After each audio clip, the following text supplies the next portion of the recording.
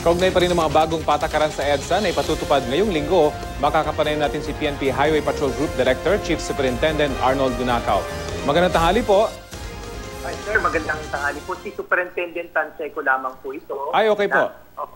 Paumanhin po, opo. Meron pong house meeting po ngayong hapon po. Sige po, sir. Po. Well, dun sa first week po, ano pong naging assessment ninyo at ano yung mga malalaking pagbabago? Ngayon pong ikalawang linggo na ng pagumando ng traffic ng Highway Patrol Group.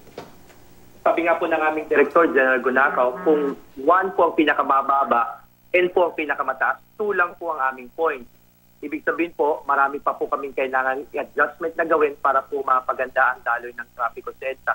Kaya nga po ngayong umaga, ang napansin po ng ating motorista, yung pag-adjust po natin ng U-turn slot, yan po sa isang malaking mall sa may bandang pong SM, yung Trinoma, yung pong mga southbound at mag-U-turn po papuntang northbound, papasok ng mall, sinusub lamang po natin ng konti yung pong U-turn slot nila. Opo. Well, meron lang po kaming live na kuha na nakikita ngayon dito sa aming TV screen at medyo maluwag yung Cubao area. Ito yung direksyon na patungo ng Makati. Medyo maluwag po yan. Pero sa report po ng aming kasamaan kanina dyan sa may North Avenue, medyo nagtutukod daw po yung U-turn slot na yon. Ano po yung assessment nyo so far? Kasi medyo masikip din yata yung nililikuan ng mga sasakyan doon, Superintendent Tanseco.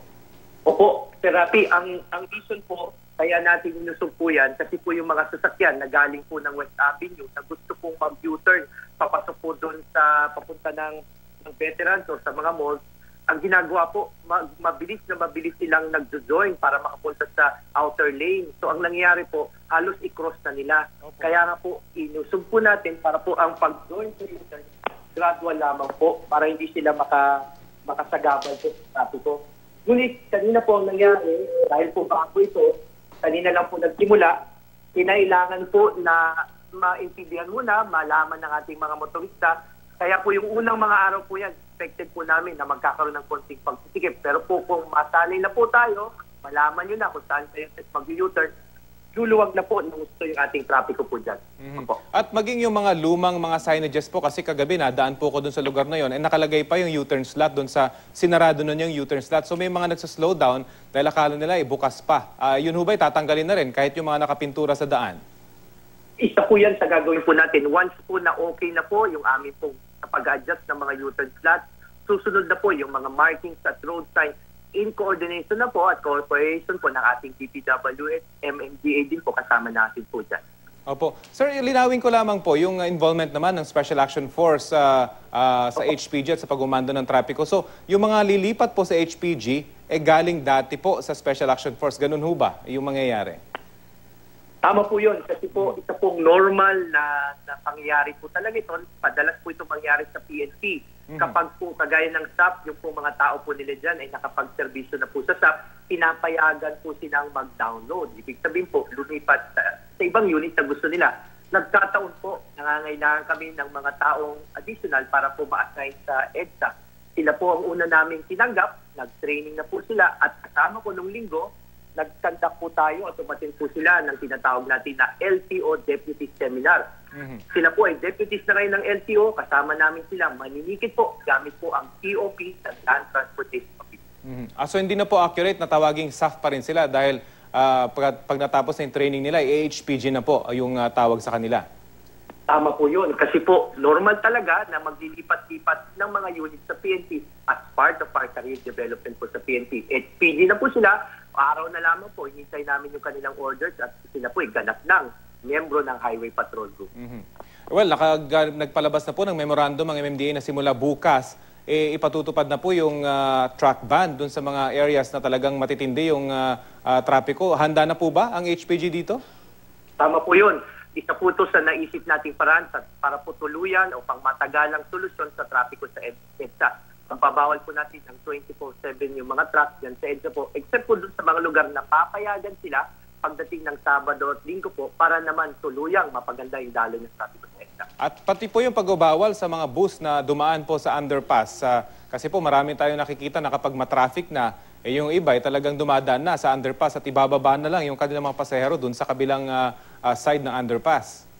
Tama po yun. Kung ano po yung existing na polisiya po ng MMDA na nag-work po naman, ipinagpapatuloy lamang po natin yan. Kaya wala pong bago, pati po yung truck ban, lawak lang po natin yung kanyang coverage para po makatulong tayong lahat diyan po sa pagpapaganda ng trapiko sa EDSA. And we understand ang ganitong kaaga po ay naghahanda na rin kayo para sa Christmas rush. Alam natin na talagang pressured na kayo na ayusin yung trapiko dyan sa EDSA. Pangalawang linggo nyo pa lang ngayon. Pero naghahanda na rin kayo para sa Christmas. Tama po yun. Kaya nga po, mayroon na po kami mga adjustments na ginagawa ngayon pa lamang. Hopefully po, pagdating ng mga susunod na mga linggo o buwan, malapit na po tayong magpasko at ang APEC po gaganapin dito sa ating bansa. Nasanay na po ang ating mga motorista sa mga adjustments na gagawin po natin, be it sa U-turn slot, sa mga bus stops po, para po sanay na tayo. Ito na po ang bagong norm sa EDSA, disiplina po ang EDSA. Nabanggit na rin po sa mga nakaraan na para maiwasan yung kotong, talagang 30 seconds lamang ang itatagal ng pagsisita at paninikit ng inyong mga personnel. Ito po ba'y nasusunod? Sir Rafi, may mga instances nga po na mas mabilis pa sa 30 seconds. Voluntaryo na pong sumusunod yung mga bus drivers. Kasi nga po ayaw na rin nilang matikitan. Dahil ito lamang po ang paraan na kung saan ang mga bus drivers ay magkakaroon ng bigayan, ng kurtesiya sa bawat isa. Sila rin po ang magbe-benefit po rito kasi mas mabibilis po ang kanilang ikot sa EDSA at ang ating mga pasero hindi po malalagay sa disgrasya dahil sumasakay hindi nawala na sa baston at lampas na sa oras na delikado na po.